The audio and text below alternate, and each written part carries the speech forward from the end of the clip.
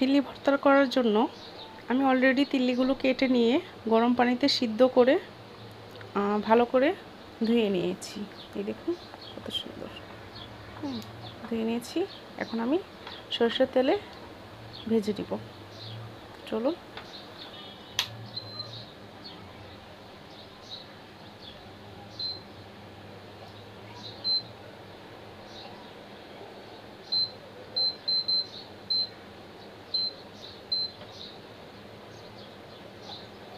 আমি প্যানে আগে থেকেই সরিষার তেল দিয়ে রেখেছিলাম, তো সেই তেলে এখন আমি ভেজে নেব।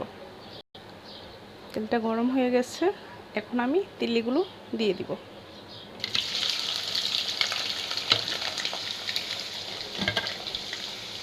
দেখুন এভাবে ভেজে নেব আমি।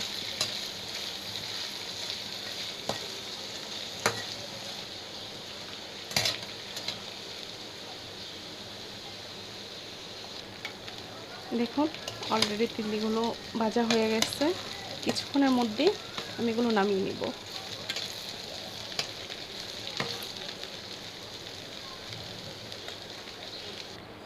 এই দেখুন ভাজার পর তিল্লিগুলো কত সুন্দর কালার আসছে। এবার আমি দেখাবো এই তিল্লি ভর্তার মধ্যে কী কী উপকরণ লাগবে, যেমন পেঁয়াজ কুচি, রসুন কুচি, কাঁচামরিচ কুচি, ধনেপাতা কুচি, কিছু গরম মশলা এবং ভাজা মরিচ।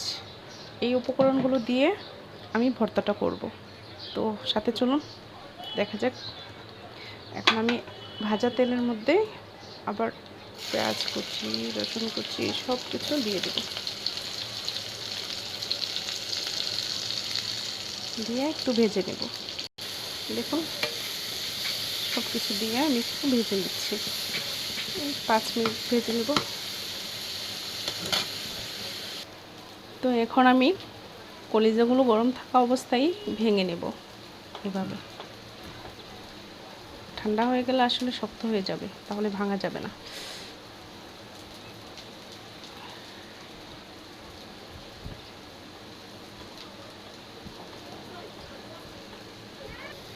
দেখুন পেঁয়াজ রসুনগুলো কি সুন্দর ব্রাউন হয়ে গিয়েছে, ভাজা হয়ে গেছে। এখন আমি নামিয়ে ফেলবো। এবার আমি ভর্তাটা শেষ করব করা। সাথে থাকুন, দেখুন কীভাবে ভর্তাটা করি।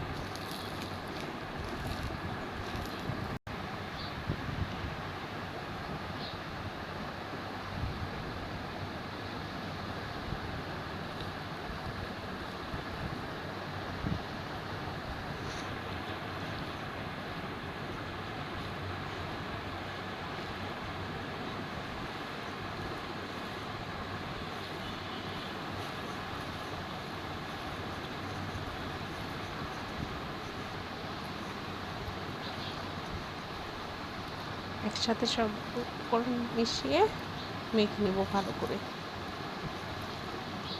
এভাবে ভালো করে মেখে নেব।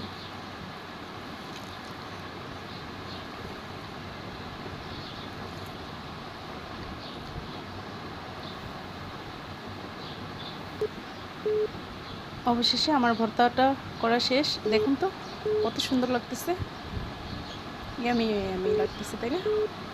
দেখলেই খেতে মন যাচ্ছে। গরম ভাতে যা ভালো লাগবে খেতে। আমি আশা করব আমার ভিডিওটা দেখার পর সবাই একবার করে এই ভর্তাটা করে খাওয়ার চেষ্টা করবেন, তাহলে বুঝতে পারবেন কত ভালো লাগে। আর আমার ভিডিও যদি ভালো লাগে অবশ্যই পাশে থাকা বেল আইকনে ক্লিক করে দিবেন এবং সাবস্ক্রাইব করে দিবেন প্লিজ।